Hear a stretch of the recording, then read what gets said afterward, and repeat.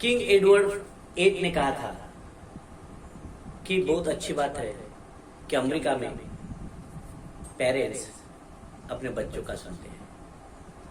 यह बात तो बहुत अलग लगती है, लेकिन बहुत सही तरीके से उसे डिस्क्राइब किया है।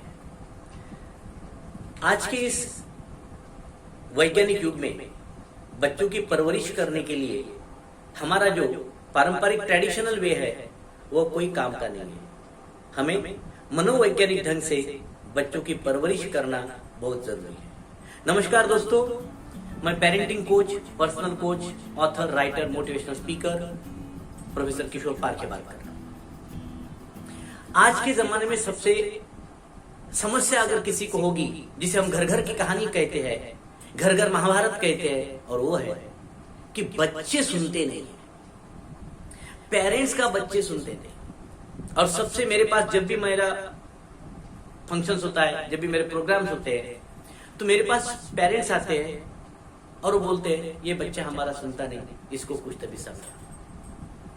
और जितने भी मेरे पेरेंट्स आते हैं मैं उनको बोलता हूँ वो बच्चों को मैं बाद में समझाऊंगा, भैया आप दोनों आइए, मुझे कुछ आपसे बात करनी है। और बात यह है कि मैक्सिमम बच्चे सुनते नहीं, तो उसका एक कारण है।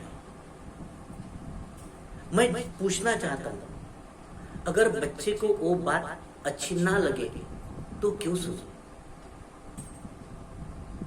थोड़ा सा मेरा सवाल आपको चिंतित कर सकता है, लेकिन गए 15 साल से मैंने 10,000 से ज्यादा स्टूडेंट्स को पढ़ाया है और बहुत से ऐसे केस स्टडी किए हैं, रिसर्च किया है, और उस पर से बहुत से मेरे एक्सपर्ट साइकेट्रिस्ट एंड साइकोलॉजिस्ट के साथ डिस्कस करने के बाद हम इस नतीजे पे पहुंचे हैं कि अगर बच्चों की परवरिश करना है तो परवरिश का सही तरीका पेरेंट्स को पता होना चाहिए।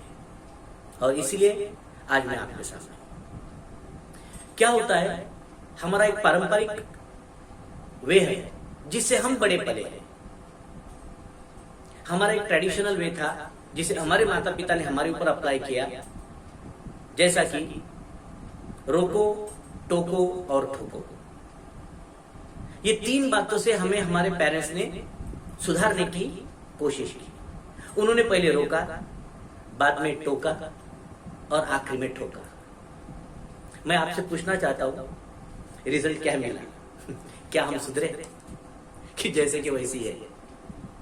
ये सवाल आपके लिए, सभी के लिए। मैं ये कहना चाहता हूं कि इस जो पारंपरिक ट्रेडिशनल वे है, इससे बच्चे सुधरेंगे नहीं। आज के जमाने में बच्चों को सुधारने के लिए एक वैज्ञानिक तरीका है। मेरा कोर्स यही वैज्ञानिक तरीके को पेरेंट्स को पढ़ाता है। और आपसे बताने में मुझे खुशी होगी कि 100 अगर ऐसे केसेस होंगे, 100 पेरेंट्स होंगे, तो नियर अबाउट 98% पेरेंट्स मेरे इस कोर्स से सेटिस्फाइड है और उनको रिजल्ट मिले हैं और रिजल्ट मिलते हैं। 2% केस ऐसी होती कि वो कदाचित हो सकता है कि फिजिकल प्रॉब्लम की वजह से ऐसा हो सकता है। तो मैं आपसे कुछ बातें आज शेयर करने आ रहा हूं और यही बात बताना चाहता हूं कि आपको एग्जैक्टली करना क्या है। तो रोको, टोको और ठोको, ये फॉर्मूला हमारे मम्मी पापा ने यूज किया, ये हम यूज नहीं करेंगे, हमारी पहली शर्त। नंबर 2, अभी हम क्या करने वाले हैं कि हम बच्चे के लेवल पे जाके देखने वाले हैं। जब भी हम बच्चे को कुछ बात बताते हैं तो बहुत बार क्या होता है, हम हमारी ऑटोबायोग्राफी बताते हैं, हमारा आत्मचरित्र बताते हैं और बताना शुरू कर देते हैं। हमारे जमाने में ऐसा था, हमारे पापा इतने डेंजर थे, हमारे पापा इतने स्ट्रांग थे, हमें तो कुछ भी मिला नहीं, हमारे पास लाइट नहीं थी, हमारे पास किताब नहीं थी। बच्चा गौर से सुनेगा और दिल में बोलेगा इसी का तो नतीजा हमारे सामने है। राइट? आज उसके पास शब्द नहीं है। जिस दिन उसके पास शब्द आएंगे तो जरूर ये सवाल पूछेगा। बहुत बार क्या होता है, आप जो करते हैं वही आदतें आपके बच्चों को लगने वाली है, ये पता ही नहीं है। आज के जमाने में 3 तरीके से पेरेंट्स स्ट्रगल कर रहे हैं। नंबर 1, बच्चे मोबाइल एडिक्ट हो गए। नंबर 2, इसका पढ़ाई में ध्यान ही नहीं। और नंबर 3, ये हमारी सुनता ही नहीं, बहुत ही स्टबॉर्न है, बहुत ही हॉटी है। ये तीनों चीज इस कोर्स के बाद, जब ये आप मेरा कोर्स कंप्लीट करेंगे, उसके बाद आपको पता चलेगा कि हम हमारे बच्चों के ऊपर कितना अन्याय कर रहे थे। जब भी आप उसके साथ बात करते हैं तो आप उसको किसी का तभी एग्जाम्पल देते हैं। बहुत बार आप बोलते हैं, देख वो पड़ोस वाली चिंकी, रिंकी, टिंकी कितनी होशियार है, 98% लाए उसने। बच्चा बोले, पप्पा उसके तरफ देखने का ही मेरा ये नतीजा है कि मैं सब सब्जेक्ट में फेल हुआ। आप जो बोलने वाले हैं उसी भावना के साथ उस बच्चे के साथ पहुंचने वाला है क्या? बिल्कुल नहीं। आप कहना चाहते हैं अलग और वो समझता है अलग। हर एक बच्चे की समझ अलग होती है। दुनिया का हर एक बच्चा यूनिक है। इसी वजह से सचिन तेंदुलकर आता है, इसी वजह से कोई पहलवान बनता है, इसी वजह से कोई सिंगर बनता है, कोई एक्टर बनता है, कोई पॉलिटिक्स में जाता है, कोई कुछ बनता है। कहने का मतलब हर एक बच्चे का सॉफ्टवेयर अलग है। आप क्या कर रहे हैं? इस नए जमाने के कंप्यूटर में आप आपका पुराना फ्लॉपी डालना चाहते हैं, पुराना सॉफ्टवेयर डालना चाहते हैं, उसको जगह ही नहीं है, जगह ही नहीं है, जगह ही नहीं है।